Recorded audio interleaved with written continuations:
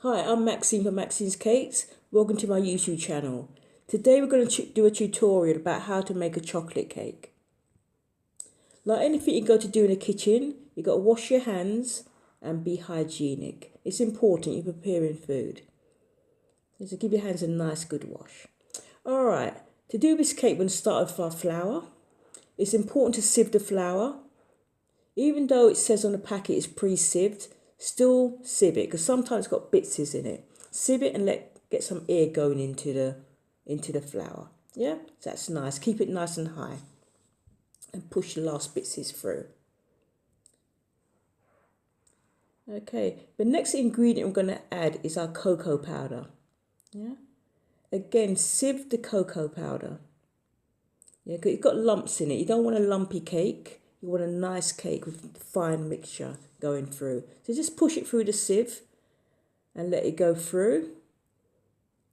You get nice quality cocoa powders from most supermarkets. Some supermarkets are more expensive than others, but if you want a nice tasting cake, don't use a cheap cocoa powder. All right, so that's gone through. What I'm going to do next, I'm going to add baking powder and baking soda to this cake recipe. If you're going to use both, don't use the same spoon. Use different spoons for your cocoa powder and your baking soda. You don't want to mix the two products together. And what this is going to do is give your cake a nice lift. There you go. And again, sieve this as well. Because sometimes it's got lumps in it. So just get used to sieving your things. All right. Okay. So in the bowl, we got a cocoa powder, some flour, and some baking powder and some baking soda. Okay. So what we're going to do now is gently stir those dry ingredients together until you can't see the flour. You just want to see your cocoa powder. That's all you want to see. So just gently stir it. It doesn't take too long. When you're baking, you got to have time and be patient to do your baking. Maybe sing a little song while you're doing it as well. Yeah, that's all you're going to do. Just gently mix it together. You notice I'm using my wooden spoon. I love my wooden spoon. Okay. Yeah, just keep stirring it in. If you want to book a session with me, don't forget to go to my website, maxinescakes.com, and book in one of my sessions. I look forward to working with you. Alright, so we're almost there. That's nicely mixed together. So what we're going to do now is put in some sugar. Always remember to use caster sugar. Yeah, it's nice and fine. The reason we're going to add the salt, it brings out the flavour of the chocolate. So I'm going to put a little bit of salt in there. Alright, we're going to give that another little mix. Let's keep mixing it in nice and gently.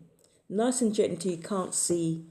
All you really want to see is your cocoa powder. That's going to be the main colour that you want to see in the bowl. Alright, just keep mixing in. If you like this video, remember to like and share. Okay, right, so that's all done. Now we're going to put in our eggs. When I crack my eggs, I always crack my eggs into a little cup or bowl. If the egg is rotten and you add that egg directly to your mixture, you're going to have a problem because you have to throw everything away. And you don't want to have to waste all that expensive ingredients you've got in a bowl. So always get into the practice of cracking your eggs into a cup or a small dish. The next ingredient I'm going to add is some milk. Okay, and then some oil. Today I'm going to use vegetable oil. And we're going to put in some mixed essence. Now, okay, what I'm doing here, I'm smelling it.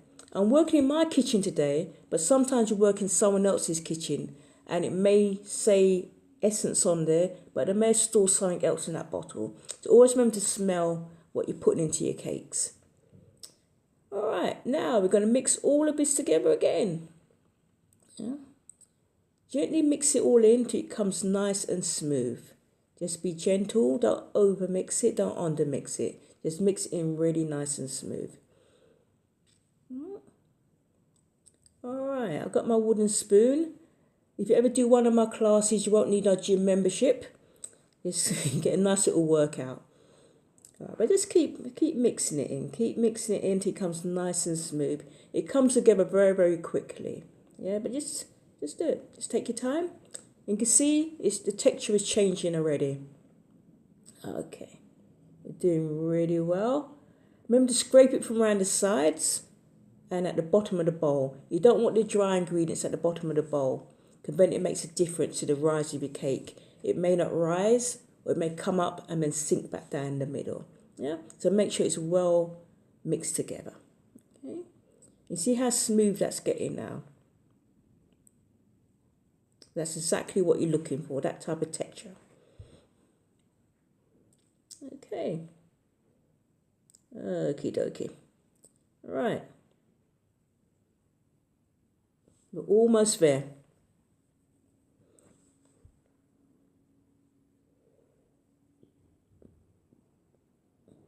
Okay. Right. That's done.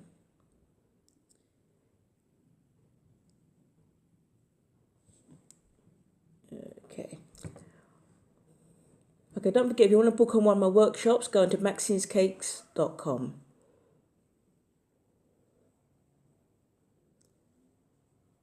Right. Okay, what I'm going to do now is preheat my oven. You never put a cake into a cold oven. You always got to preheat it. I like to bake my cakes on gas mark 2 or gas mark 3 on a low heat, so you get a nice gentle bake.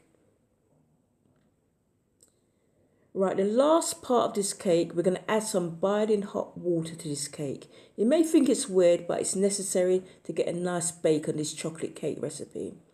When you first pour in the hot water, it's going to look really strange. You're going to think you made a mistake, but it's fine. This is exactly how it's meant to look. It goes very loose, but again, just gently mix it in with your wooden spoon, and you're going to see the shininess of the cake coming through. Yeah, it's meant to look loose like this. You haven't made a mistake. This is exactly what we're looking for. And this is the last step that we do for this cake recipe. Yeah, be careful that water's piping hot, so you don't want to overdo it and let it spill out of the bowl and we have a slight accident. Yeah, but you can see the shininess of the cake coming back on. And this is exactly what we want. Okay. It's meant to be that loose. Don't get scared and say, oh, let me add some more flour. You don't need any more flour. That's all you need. Exactly what you got there. Right. I'm going to grease my tin.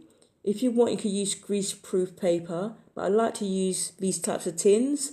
I sell my cakes and I find it easier to package my cakes when I use these tins. But you can use whatever tin you have at home and use your grease-proof paper to line your tin. Now, when you pour the mixture into the tin, we're only going to fill the tin 3/4 full. You don't want to overload your tin, because what's going to happen, the cake will rise, spill, and you have one big mess in your oven. That's fine. 3/4 full is fine. Any leftover mixture, you can make some chocolate muffins with it. Right, the temperature of my oven's what I require it to be. We're going to bake the cake in the centre of the oven for 40 minutes. It's a loaf-sized cake, so it won't take that long. All that needs is 40 minutes. Right. Now to test your cake, to make sure it's cooked. It looks nice. That's really nice. Now to make sure the cake's cooked in the middle, get a cocktail stick, put it in the middle. If it comes out dry, it's done. Yeah. Right.